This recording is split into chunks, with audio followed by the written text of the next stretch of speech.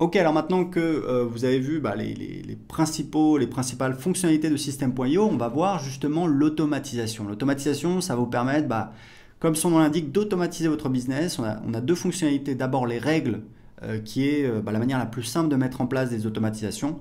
Et puis on a un nouvel outil qui s'appelle l'éditeur de workflow que je vous montrerai par la suite. Donc les règles, ici on peut filtrer les règles en fonction voilà, de certains critères, le déclencheur, l'action. Grosso modo, donc on va ajouter une règle et grosso modo, c'est très simple, vous allez voir. On va donc choisir un déclencheur, c'est en fait un événement. Quel est l'événement qui va déclencher l'action? Donc par exemple, ça peut être si un tag a été ajouté, si un tag a été retiré, si un formulaire a été souscrit, ça veut dire si quelqu'un s'est abonné à un formulaire, si une campagne est terminée, si quelqu'un s'est enregistré pour un webinaire, si quelqu'un s'est inscrit au cours, si quelqu'un s'est inscrit au pack de formation ou alors s'il y a eu une nouvelle vente. Donc, ce qu'on fait très souvent, c'est tout simplement inscription à un formulaire. Donc, on va dire que la personne s'est inscrite à notre formulaire de blog. Mais qu'est-ce qu'on veut faire? On a plusieurs choix, s'abonner à la campagne, désinscrire de la campagne, ajouter un tag, supprimer un tag, envoyer un email. Alors, envoyer un email, c'est envoyer un email à ce contact qui s'est inscrit.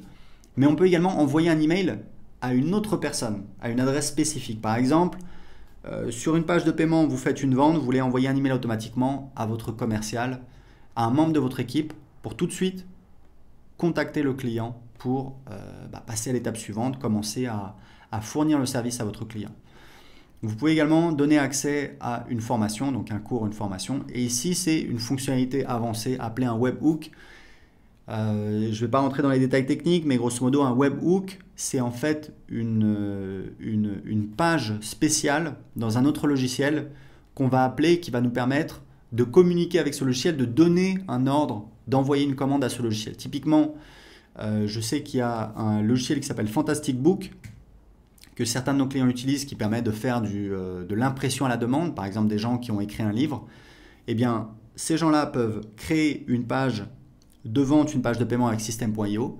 Sur la page de paiement, ils vont définir une automatisation. Quand il y a une vente de réaliser, appeler un webhook avec une adresse de Fantastic Book et boum, ça va déclencher l'impression et l'envoi du livre au client. D'accord? Vous voyez un petit peu l'idée, même si je ne vous ai pas montré en pratique. Donc là, on va rester simple. Typiquement, ce que vous allez faire, vous allez ajouter un tag. Donc on va choisir un tag. Donc ici, vous pouvez commencer, vous pouvez toujours choisir un tag. Donc on va mettre contact et on peut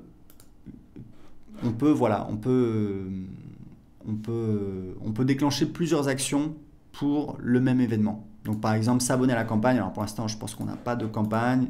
Voilà, 7 conseils pour.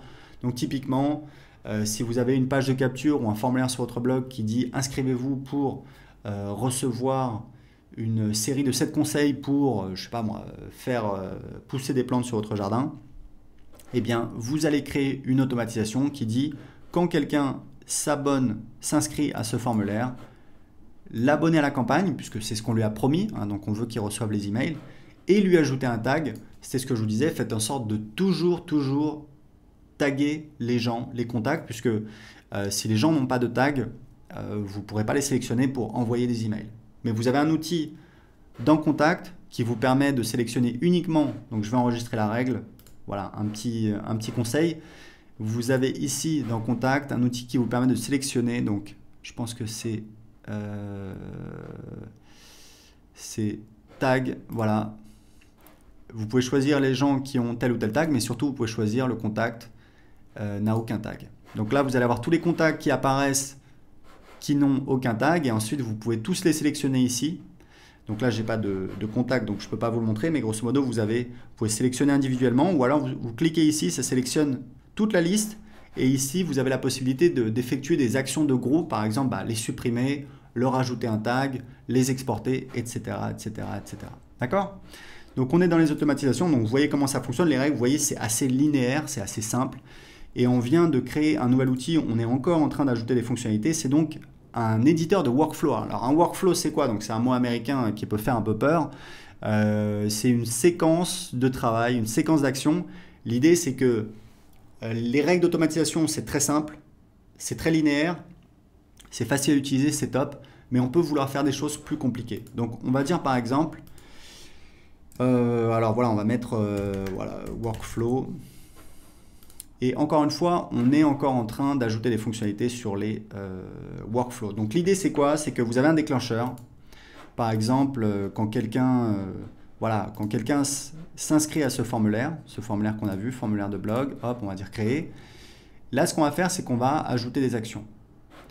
Donc action, donc ça peut être comme on avait vu d'ajouter un tag, ça peut être la première chose. Donc on va mettre quoi? Contact, enfin c'est pareil. Voilà, et ensuite on va pouvoir ajouter d'autres actions. Donc vous voyez que c'est plus complet, ça vous permet de faire des séquences. Et en fait, je vous disais, on est encore en train d'améliorer cette fonctionnalité. Grosso modo, ici on va pouvoir ajouter des délais, donc par exemple attendre 2 jours. Ensuite, en fonction d'une décision, donc typiquement ce que vous allez faire, c'est par exemple, imaginons que juste après, donc dans votre tunnel de vente, juste après l'inscription sur le formulaire, vous envoyez les gens sur une page de vente. D'accord? Donc je vous avais dit, c'est quelque chose qui fonctionne très bien, que vous devriez faire. Si vous avez une offre qui convertit, vous voulez qu'un maximum de personnes la voient, le meilleur endroit pour la mettre, c'est juste après l'inscription à votre liste email, inscription sur une page de capture ou inscription sur un formulaire, puisque forcément vous allez avoir des gens qui voient votre page de vente tous les jours. Donc typiquement ce que vous pouvez faire, c'est en fait inscrire tous les gens qui s'inscrivent, donc voilà, on va le faire ensemble, ajouter à une campagne. Et cette campagne, voilà, donc imaginons que sur la page de remerciement dans le tunnel de vente, les gens voient la page de vente, ils achètent ou non. Vous les abonnez à la campagne 7 conseils pour blablabla, où vous envoyez des emails pendant, je sais pas moi, une semaine. Et ce que vous faites, c'est que dans la campagne email, vous essayez encore de vendre votre produit qui était sur la page de vente. Et ce que vous faites, c'est que ici, vous faites en fait décision. Donc, si les gens achètent le produit, vous leur mettez un tag. Et là, vous dites par exemple, si le tag contact tagué avec, donc on va dire que ça c'est prospect YouTube, c'est les gens qui ont acheté le produit, d'accord? On va dire, si le tag contact, donc si les gens sont, voilà, sont tagués avec le tag du produit, eh bien si oui, ça veut dire que la personne elle a acheté. Donc dans ce cas-là, on va mettre une action, on va dire désabonner de la campagne, puisqu'on veut que les gens désinscrivent d'une campagne. Voilà. Plus besoin de continuer à leur envoyer des emails. Alors évidemment là, si j'ai promis 7 conseils, je vais envoyer 7 conseils, etc. Bon, c'était un exemple, mais c'est pour vous montrer tout ce qu'on peut faire et tout ce qu'on va faire avec ce nouvel outil qui va permettre de faire énormément de choses, notamment parce qu'on a une intégration avec Zapier qui arrive bientôt. Alors Zapier, c'est un logiciel qui permet de connecter des logiciels. Il y a des milliers de logiciels disponibles et donc ça vous permet potentiellement de faire à peu près tout ce que vous voulez. Donc vous voyez, c'était juste pour vous montrer un aperçu. N'hésitez pas à jouer avec. L'outil est assez facile à utiliser, assez intuitif. On va rajouter les fonctionnalités. Encore une fois, si vous avez des doutes, allez sur les pages d'aide ou demandez sur le groupe Facebook. Vous avez toute une communauté qui est là pour répondre à vos questions. Donc c'est fini pour l'automatisation avec System.io.